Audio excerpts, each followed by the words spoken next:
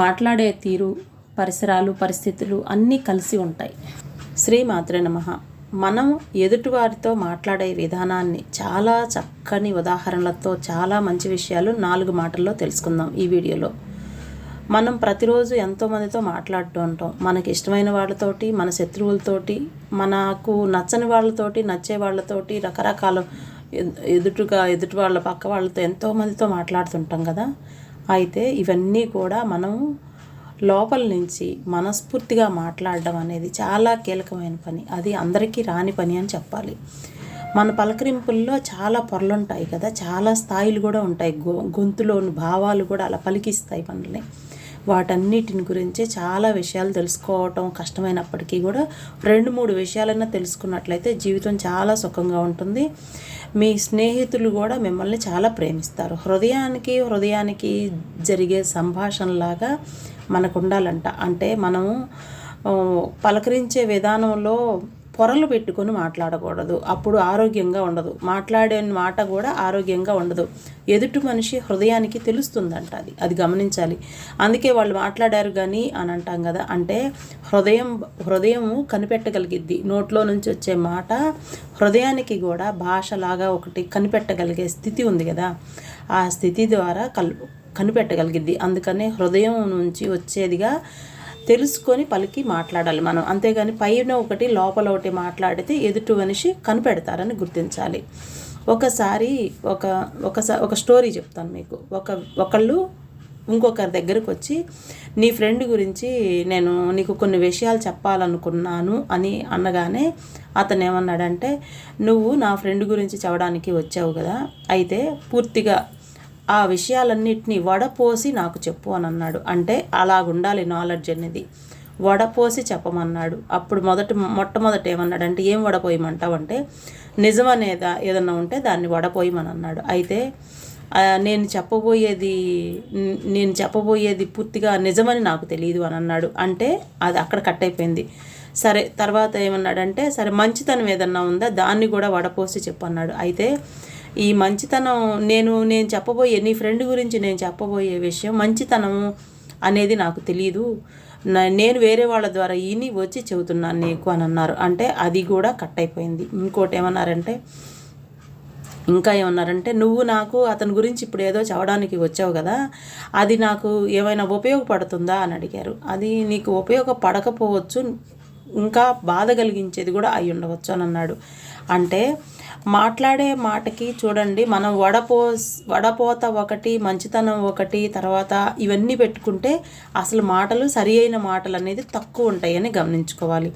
మరి అటువంటప్పుడు అది నిజం కాదని నీకు అర్థమవుతుంది, అది మంచిది కాదని అర్థమవుతుంది, అది నీకు తెలియకుండా వేరే వారి ద్వారాగా వినిన దాన్ని మాత్రమే వచ్చి నువ్వు నాకు చెప్పాలనుకుంటున్నావు. అలాంటప్పుడు నువ్వు నాకు దాన్ని చెప్పడం వలన ఎవరికి ఉపయోగం, ఎవరికి నష్టం అని అంటే అతను మాట్లాడకుండా ఉన్నాడు. అంటే మనం మాట్లాడే మాటకు ఎంత ఫలితం ఉంటుందో ఒక్కసారి ఆలోచించండి.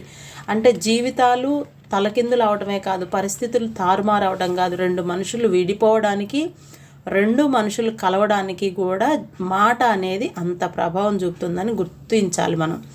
మనం సరి అయిన మాటలో గనక మాట్లాడామనుకోండి, వాటిల్లో 5 తత్వాలతోటి కలిపి మనం మాట్లాడుకోవాలి ఎప్పుడైనా కూడా. అది ఒకటి సరైన సమయంలో మాట్లాడడం జరగాలి మంచిగా, అది నిజమై ఉండాలి, అది మంచిదై ఉండాలి, అది మనం మాట్లాడేటప్పుడు ఎదుటి వాళ్ళకి పనికొచ్చే విధంగా ఉండాలి. ఇంకోటి ఏంటంటే అది దయతోటి, ప్రేమతోటి మనం వాళ్ళకి చెప్పడానికి పనికొచ్చి వాళ్ళకు ఉపయోగపడేదానికి, అంటే అన్ని విధాలుగా ఉపయోగకరమైన మాటనే మనం గనక మాట్లాడగలిగినట్లయితే అది నీకు ఒక శక్తిని, నీ చుట్టూ ఒక శక్తిని ఏర్పరచడానికి అవకాశం ఉందని గ్రహించుకోవాలి. మనం సరైన మాటలు మాట్లాడినప్పుడు చాలా చాలా సంతోషంగా లోపల, అంటే హృదయానికి తెలుస్తుంది అనుకున్నాం కదా ఇందాక. మంచి మాటలు మాట్లాడినప్పుడు హృదయానికి తెలుస్తుంది కదా, చాలా సంతోషంగా నీ పరిసరాలని ఉంచడానికి సహాయపడుతుంది అది.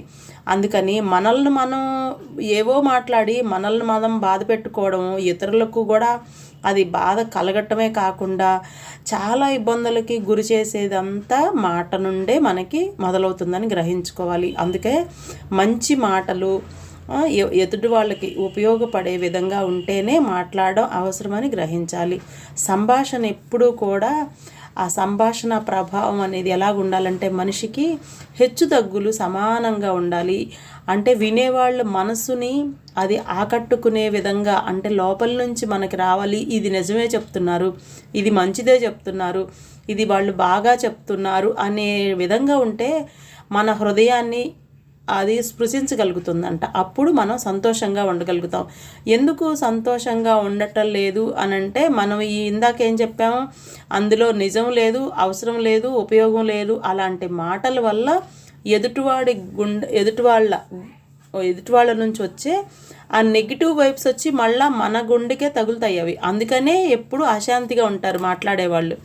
మాటల్లో మనము 3 రకాలు గుర్తుంచుకోవాలి. ఒకటి నిజము, ఒకటి అవసరము, ఒకటి ఉపయోగము, ఒకటి సంతోషము, ఒకటి సందర్భము. ఇవన్నీ గుర్తించి మాట్లాడగలిగినప్పుడే ఆ మాట మాట్లాడినందువల్ల మీరు సంతోషంగా ఉంటారు. ఎవరైనా సరే మృదువుగా, సంస్కారవంతంగా, సున్నితంగా, మళ్ళీ సమానంగా, అంటే అవసరమైనప్పుడు సందర్భానుసారంగా సంస్కారంగా మర్యాదగా ఉండే భాష గల వ్యక్తి ఎప్పుడు కూడా హృదయం సంతోషంగా, చాలా స్వచ్ఛంగా, పవిత్రంగా ఉంటుంది. అక్కడ ఏ పూజలు, ఏ నోములు, ఏవి దాన ధర్మాలు ఏవి అవసరం లేదని తెలుసుకోవాలి. ఇవన్నీ కూడా మనకి తెలియాలి అంటే చాలా ముందర వాళ్ళు, మనకన్నా ముందర మహానుభావులు ఉన్నారు. వాళ్ళందరూ గౌతమ బుద్ధుడు కావచ్చు, ఇంకా సోక్రటీస్ లాంటి వాళ్ళు మహానుభావులు ఇంకా చాలా మనకి వాళ్ళ ద్వారా తెలుస్తాయి.